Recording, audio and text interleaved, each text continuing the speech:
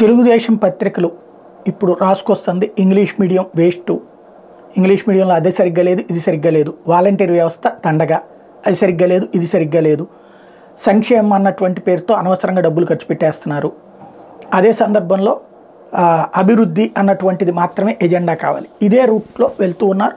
అట్లాగే తెలుగుదేశానికి సంబంధించినటువంటి పత్రికలు అయితే ఈ టీడీపీ ఈక్వేషన్స్ ఏదైతే కుల సమీకరణ లేకపోతే సామాజిక సమీకరణ లిస్ట్ని డౌన్ ప్లే చేస్తూ వస్తున్నాయి, అవే ఇప్పుడు జగన్మోహన్ రెడ్డి ఎసెట్ కింద భావిస్తున్నాడు. సంక్షేమం ఇంటింటికి చేరింది కాబట్టి నేను నా వలన నీ ఇంటికి ప్రయోజనం జరిగితేనే ఓటేయమని అడుగుతున్నాడు. రెండవది సంక్షేమం ఇచ్చి తీరతానంటున్నాడు, ఇంకొంచెం పెంచుతానంటున్నాడు. రేపు మేనిఫెస్టోలో అది చేసుకొస్తాడు. అదే సందర్భంలో అభివృద్ధి అన్నటువంటిది పోర్టుల ద్వారా అభివృద్ధి అంటే ఇక్కడ ఆంధ్రాని రెండు కోణాల్లో చూస్తున్నాడు అతను.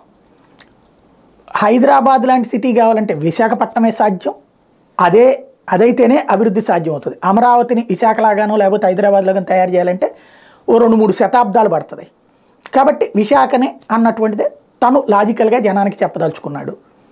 నెంబర్ 2, హైకోర్టు లాంటిది రాయలసీమకి ఇవ్వడం ద్వారా అక్కడ సంతృప్తి పరుస్తానని చెప్పదలుచుకున్నాడు.